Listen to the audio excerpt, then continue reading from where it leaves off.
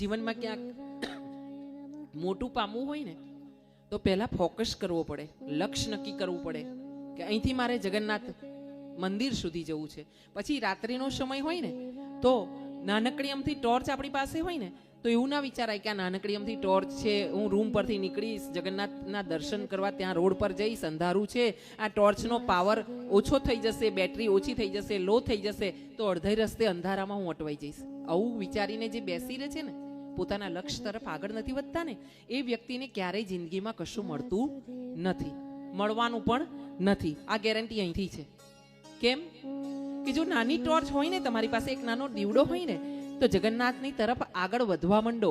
કારણ બે બે પગલાના અજવાળે તમે ધીરે ધીરે છે ને અમુક મીટર, 100 મીટર, 200 મીટર, 300 મીટર, આ થોડા અજવાળે, ધીમા અજવાળે તમે થોડુંક અંતર કાપશો ને ત્યાં એવું બનશે કે અંતર કાપતા કાપતા નામ સ્મરણનું અજવાળું હૃદયમાં તમારા થશે.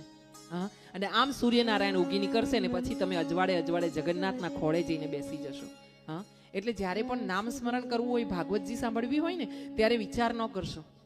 હા, એક તો મારી યુટ્યુબ છે ગાયત્રીબેન શાસ્ત્રી ડાકોરવાળા. તમારી પાસે બધા પાસે મોબાઈલ છે ને તો મારી યુટ્યુબને સબસ્ક્રાઇબ કરજો અને એમાં તમને ભાગવતજી ગુજરાતીમાં, હિન્દીમાં સાંભળવા મળશે. મારવાડી સમાજમાં તમે હોવ તો મારવાડી સમાજના બધા ભજન સાંભળવા